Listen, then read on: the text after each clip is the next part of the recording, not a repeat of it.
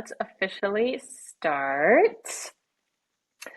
Hello, and welcome back to our Between Meetings and Motherhood podcast. I'm your host, Alexa Starks. I'm the editor in chief here at Mothered Magazine and the founder of Mothered Media. And I have with me today the beautiful Vanessa Rio, who is being featured in our July issue of Mothered Magazine on the cover. So, welcome, Vanessa. I'm so excited to talk to you today. Thank you so much, Alexa. I'm really, really happy to be on this and to talk to you. Yeah, thank you. Yeah, so Vanessa, you are the founder of Mothering Minds, which is a UK-based maternal mental health service. So take us back to the inception of this idea.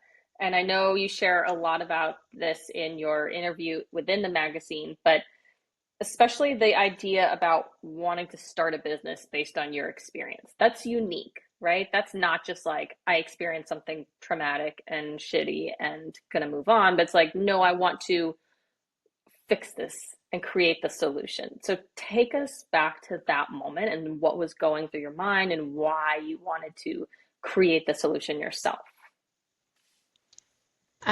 Yeah, so I had in many ways a typical start to motherhood. I thought that, the newborn trenches were going to be difficult. There's going to be sleep deprivation, all that. But in many ways, it was a lot harder than I expected and I was prepared for, especially with my husband going back to work after Mm. 2 weeks, and then me suddenly just finding myself in this strange alternative universe, it felt like to me, where I was just 24/7 rocking, feeding, Mm-hmm. changing, and it was relentless. There was no time for me to take care of myself or to even sort of take a break from things. And at the time, I hadn't really considered how much help would be appropriate sort of in the first stages. I thought, oh, most people do this on their own, right? You just drop in Right. and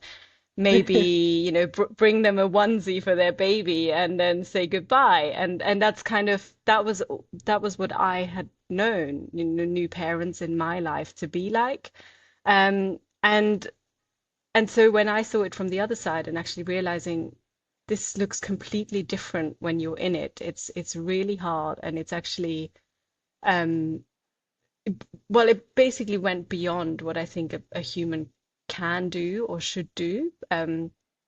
And when I then started speaking to other mums at baby classes and on walks and in parks, I realized that a lot of them were sort of similarly in shock and just counting kind of milestones. Oh yeah, but I heard that some babies sleep through at 8 weeks or 12 weeks, Yeah.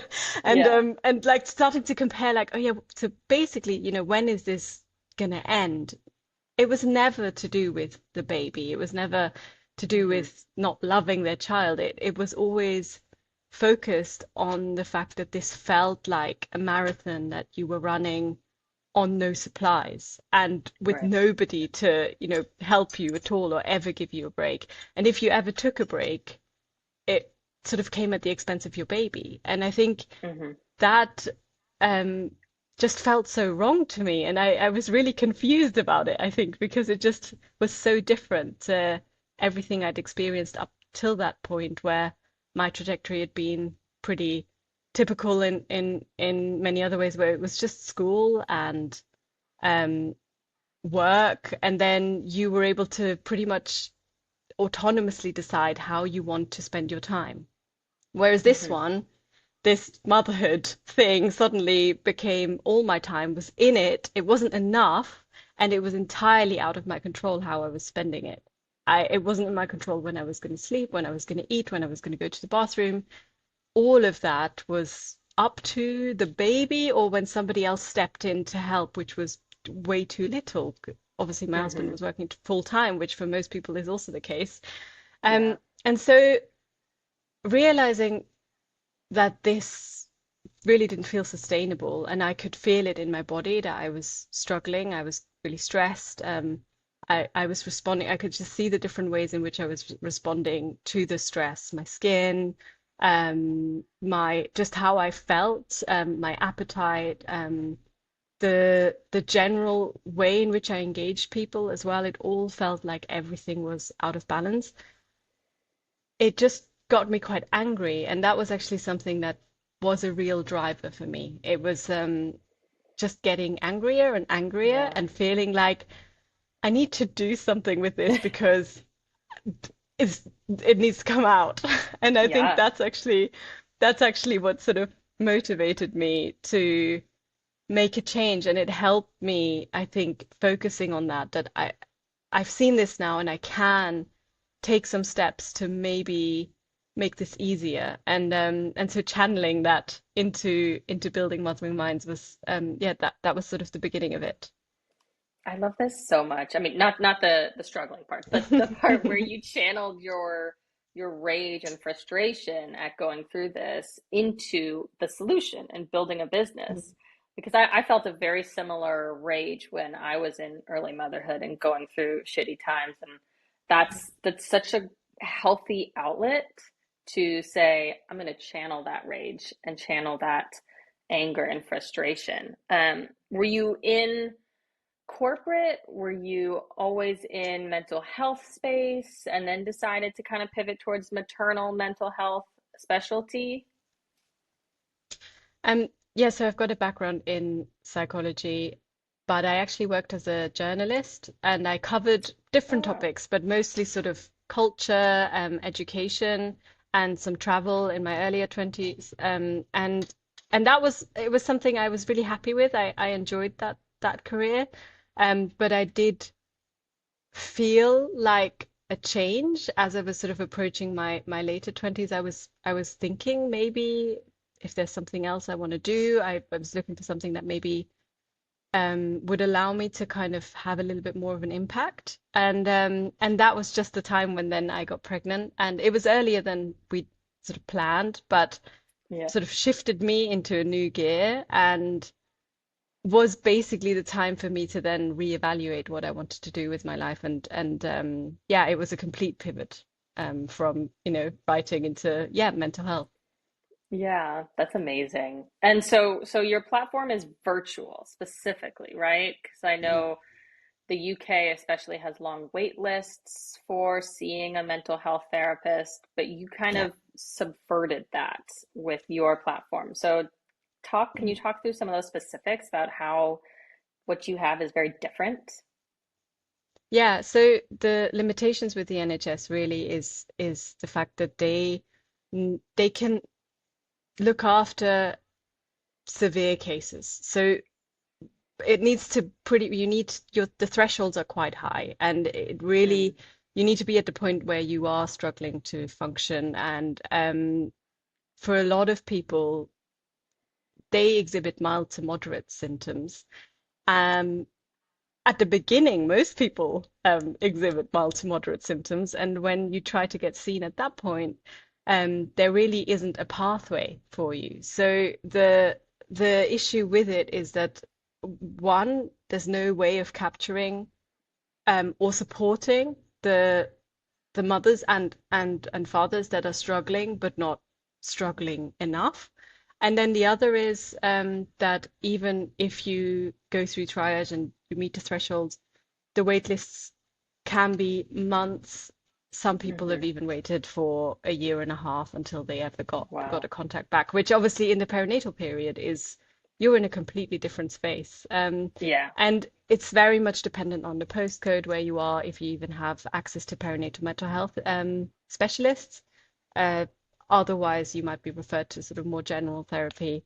So Hmm. it it serves a very specific group of people, and it leaves a lot of other people sort of scrambling. And so what we do at Mothering Minds is we let people refer themselves, and we don't really have a threshold for how much you need to be struggling to see someone. We Right. actually love when people get in touch preventatively, or when they just feel like this might be useful to them to have this space or build a Hmm. relationship with a therapist before things get really difficult.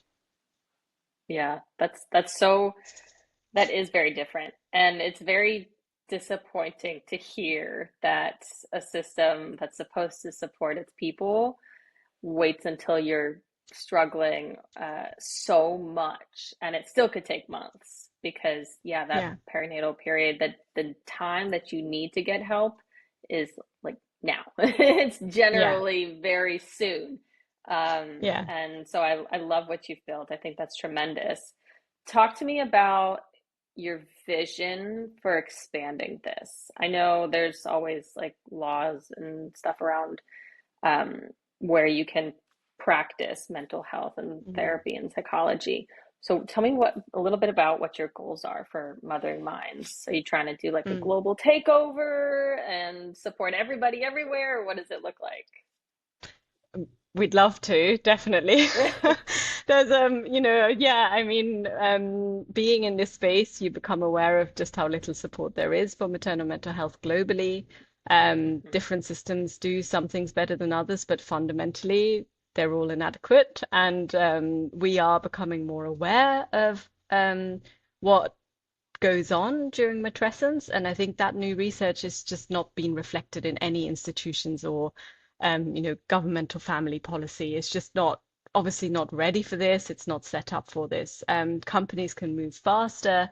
And so startups around maternal mental health are obviously we can see the space is getting more exciting. More people are streaming into it, and we would love to be able to really establish a presence where we can be a platform that serves women and dads as well in this early parenthood, perinatal period with their mental health. The scalability for us, obviously, because we focus on human support, we're not building an app. There are others who are, and we're partnering with them. Um, it, means that our growth will always look a little bit different to, Mm-hmm. basically building an app and then translating the content or the pathways.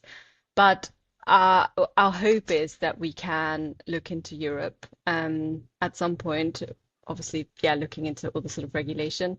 But in the meantime, to grow to a strong presence in the UK and partner with platforms and employers who want to support their staff through maternity leave, through parental leave, specifically with specialist Mm-hmm. therapy for the time period.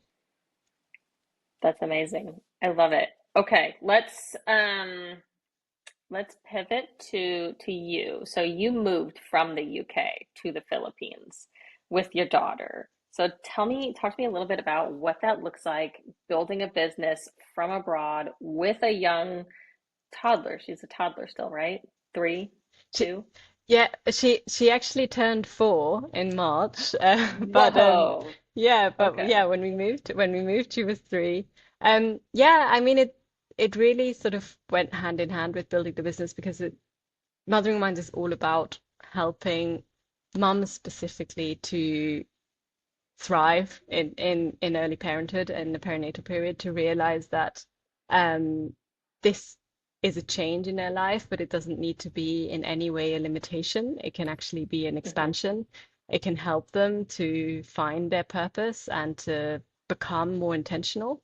And so for me, it definitely fed into how I wanted to work, and I wanted to build something that had impact, but I also wanted the life around it to be the kind of life I wanted. And so um, my husband and I were looking at, basically we were thinking about our priorities, and they really are time with each other as a family and time in nature, especially while our daughter's so young. Yeah. Um, with the option to sort of build things that have an impact, but we realized that actually you can do so much remotely now, and there's a huge advantage to presence, but online works. I think maybe since COVID things have shifted in that regard, and so we pretty much considered the whole world as an option where we might go. And I have some ties to the Philippines. Sort of, my mum is from the Philippines, and it has always had a special place in my heart. Just knowing the nature here, especially here in Palawan, we have really beautiful oceans. The diving is incredible. Oh. And obviously the people are wonderful. The communities here, you can see them in action.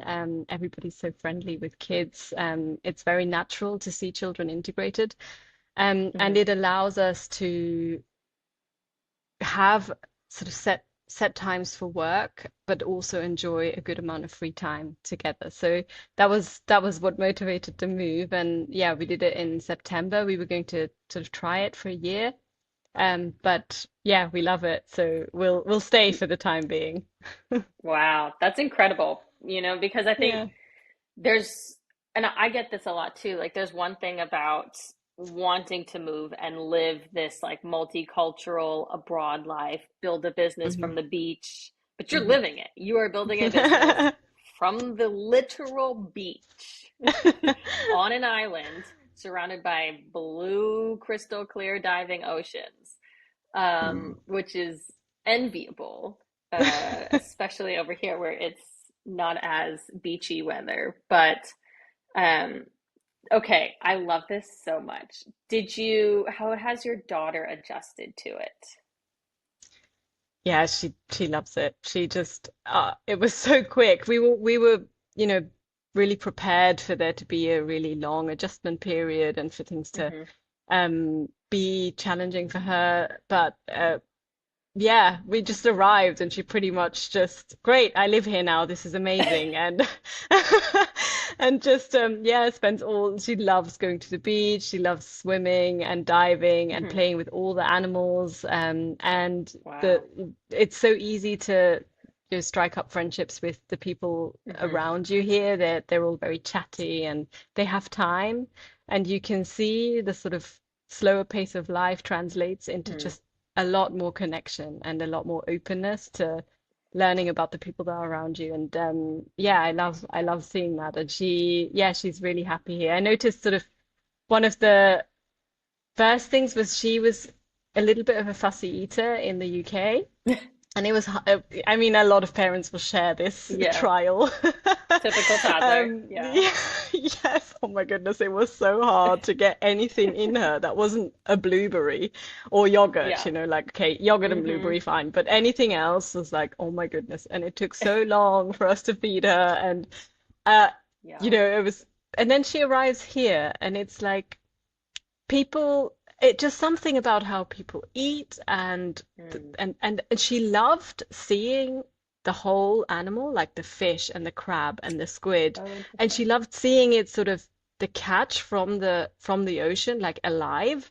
And then she would go and say, I want to eat this one, like the kind of the live animal. She'd pick it, be like, this is the one I want Whoa. to eat.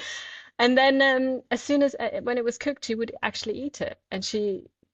And it Wow. just, I don't know, there was something about it sort of being maybe more connected with the whole process, and that Hmm. it involved, getting this animal out of the ocean and then preparing it. And um, yeah, it's sort of, that was a really big difference that we noticed. And it was Yeah. surprising, that happened immediately. Wow. That is wild. Yeah. My kids, that was they were very picky also before we moved. Well, more, like dinosaur chicken nuggets. They could eat their Yeah. weight in cheese and blueberries for sure. But then we moved here and at daycare they have vegetables. Like a lot of vegetables and healthy lunches, and they eat it and it's amazing. And it's been exciting to see because then I don't feel as bad when they're at home and they're like, I want chicken nuggets, and I'm like, okay, like, sure, you ate your weight in Yeah. vegetables earlier, so I don't mind. Yeah, yeah, yeah. Oh man, what a relief. That's great. You Yeah. get to do the Yeah. easier ones. Yeah. Oh yeah. Does your daughter is it Filipino? Is that the language they speak there? Yeah, yeah, you can call it Filipino or Tagalog. Yeah, Tagalog. she's Gotcha. learning it. Yeah, she's learning it. And she just today started her first day at, they call it daycare, but it's like the sort of grade before school. And she had to wear Okay. this little uniform. And yeah, so she went, and they, are teaching her all the Tagalog songs, and yeah, it's really Oh, lovely. so Yeah, yeah, and cute. I love that she will be able to speak it when I never was. I'm learning it now, but Hmm. I was never taught, and it's like it's skipped a Oh. generation. She'll actually be Hmm. fluent. Yeah, I will say it is hard as an adult learning a new language. We're trying to Yeah, learn Dutch and it is very yeah. difficult, but my kids have picked up Dutch now fluently since being here for a year. And it's incredible to see, and they'll speak Dutch to each other when they're playing. And I'll just be like Hmm. sitting and listening, and I'm like, okay, I could pick up a word here and there because we've watched enough Peppa Yeah. Pig in Dutch. Um, Yeah, but children's programs are great for learning. yes. Yeah. Yes. And it's funny because Peppa Pig, I think, is a UK show Yes. or they have Yeah. British accents. And we one time accidentally found it in English and British with the accents. And I was like, this is going to hurt my brain. It's really dumb. But then we turned it on in Dutch. And I was like, okay, this is like the 2-year-old level I need to learn the language. Great. Good. Oh, okay. Take me through.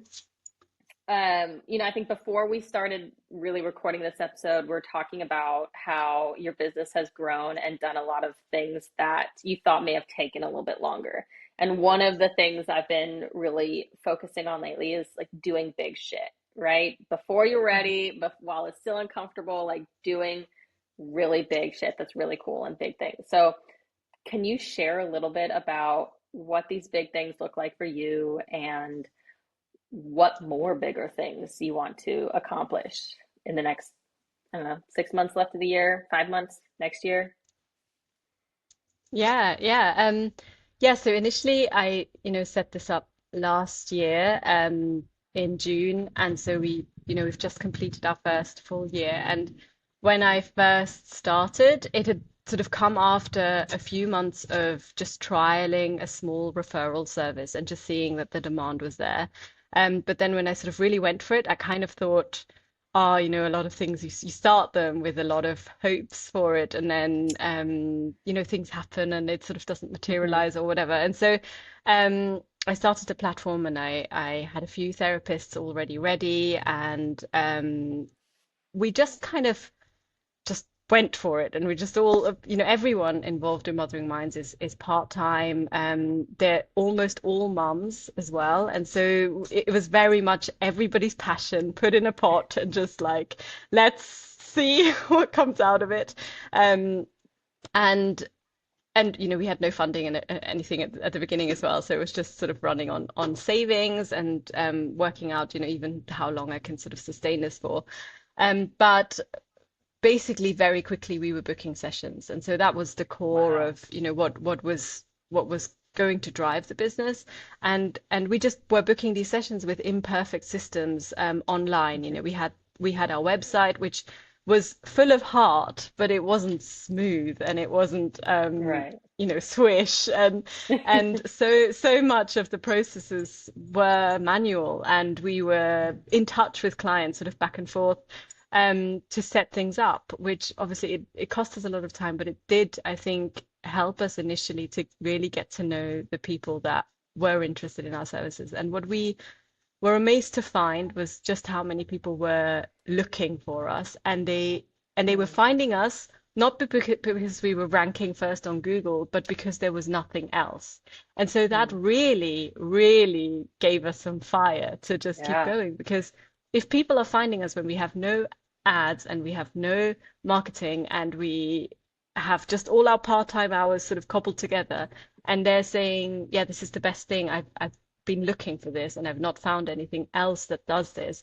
Please set me up, with one of your therapists. And then sticking with us as well. We've had clients who booked in then and who love their therapist so much they're still with us. And it's Wow. it's amazing that, there's just people who have responded to what we've put out. And we were able to develop it because we were getting so much in-depth feedback from all Mm-hmm. these early customers, on what they needed and what they wanted and what was working, that I think we really managed to skip some of the stuff that just would have been fussy or fluff at the beginning and just focus on really the core. And I think some things like developing an app or making a prettier dashboard, Hmm. these things that would have cost money and time, um, we were able to sort of just go past and just get Yeah. to the, to the core of what we're doing. And I think that's what allowed us to serve a lot of people quite quickly and to grow our pool of therapists as well. I think that was another thing we were just able to attract applications from really very skilled therapists who want to improve or they want to expand the clients they work with in the perinatal period, but were Hmm. struggling to capture them themselves. And so joining us, even though their private practice was full, they were getting enough clients, but willingly sort of opening slots so that it could take on Mothering Minds clients, often Hmm. at a discount to their usual rate, because they really wanted to work with this client group and they want to that this is what they're passionate about. And so seeing it also on the therapist side that they're finding us, they are resonating with what we're doing, they want to serve perinatal clients Yeah. and they want to join us and they're tolerant of like the initial hiccups that we had around defining an onboarding process. None of these things were sort of, I'd never done it before. And so to sort Yeah. of be able to do this with all these people around the company that had so much goodwill, I think was what really floated it for a long time. And I think it made it into what it is now, which is um, yeah, it's a revenue generating business. We can Hmm. pay our team, and we are attracting people organically That's who amazing. stick with us and who are happy with what we're doing. Good for you. That's amazing. That's amazing to hear that you can build something that you don't even need to run ads, that you can just Yeah. organically, like, we're the only one doing this. So when someone searches for it, we pop up. Like, that's insane, Yeah. especially in the age of social media where people are throwing like thousands of dollars into ads and lead gen. And you're just like, oh, we did it organically. Like, that's so cool. That's amazing. I love this. Does your daughter know what you're doing, like with the maternal mental health work? Is she aware of any of it? Hmm. Um, I think I've yeah, I think she's not quite sure. I think because I think for her it's sort of how it's amazing for kids their view of mothers and Hmm. that to my daughter I am mummy and she can't really imagine me as a sort of non-mother and how this would have not been obviously what I have always been. And when I try and show her pictures about from sort of pre-child, and she will just say, "But Uh-huh. where was I? But where was I? And was I in your tummy?" And it's like, "No, you weren't in my tummy like for years before I had you." So I think she understands that what I do gives me a lot of joy. She can see that, Yeah. and she understands that the work I do involves all these lovely people that she sees on screens whenever she does her cameos, which she loves doing, Yeah. who sometimes also, have babies on their side of the screen or are breastfeeding or are, Hmm. sort of managing their kids because that's life for Yeah, for it is. all these parents, that are working and we love to see it. And so I think that's what she's absorbing, is that this is really purposeful and joyful for me, and that there's a lot of people that I talk to that have these children are also involved and happy about what we're doing. That's, I think, as far as it goes for her at the moment. Yeah, that's awesome. I love that. It's funny because whenever I put my kids down for sleep, or especially my son, um, he, I'll have to like cut him off of stories and songs, and I'll be like, okay, no, mommy's got to go work. I have a meeting, and like that's kind of the extent of what he knows. He just knows like, okay, I Hmm. have a meeting, and so sometimes he'll ask like, do you have a meeting tonight, mommy? And Hmm. it's very adorable. But yeah, I agree. It's a 4-year-old um, may not yet have an understanding that you do anything other than mom. You're just mom. Yeah. Yeah.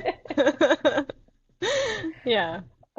I love this. Okay, so you have so far shown us that it's possible to build a business and work from the beach and up and move your entire life halfway across the world and build a successful business on organic reach by just basically defining your own lane and being very unique. And you can do all of this while raising a 4-year-old in a whole new country.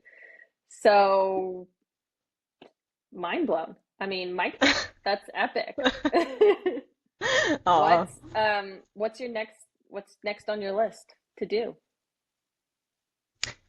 um, I think I something I really, really want for Mothering Minds this rest of the year is I would love to be able to provide some more training for adjacent professionals that have been contacting us about sort of any insights we can share around um, maternal mental health because they come in contact with it, but they don't know how to notice it or how Mm, to sensitively screen for it. And then if they were to find anything, how to flag. And I think that's something that is really important because we know that so many women don't report mental health issues, especially in the perinatal period. There's a lot of stigma still attached with it. And I mean getting rid of that stigma, that would be sort of the that would be amazing. I'd love that. hmm And also in order to do that, I think to have all these people that women get in touch with sort of in the perinatal period, pregnancy and after, who are trained to spot or to sensitively respond to and keep in mind the psychological side of matrescence and to be able to actually then signpost and just have this sort of container for the woman in her interactions, especially with professionals. And so if we could use the insight we've gained from working with mothers, and we have so much insight because we see them for hours, and we it's hmm not just it's it's great if someone fills in a survey and they tick some boxes and they write some responses, but Right. our therapists see women over months, every week for an hour, and they hear everything. And so we can really turn sort of we can really turn what we learn from our sessions into something practical and usable for people who come in contact with these women in other places, in other contexts, work or socially. And I would love to sort of turn this into something usable. That's amazing. I love that. That's so exciting. Well, I can't wait to watch everything that you do with this. Where can listeners find you on your online, on social media, your website? Where can we find more about you? Yeah, so our website is motheringminds.uk. And you can get in touch via my email as well, which is vanessa@motheringminds.com. I'm also on LinkedIn. You can add me on there and message me. I'd be really happy to hear from you.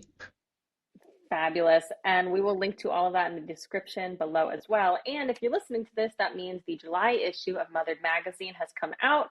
And so you can read more of Vanessa's exclusive interview with us at motheredmagazine.com. And I'll put that in the description as well.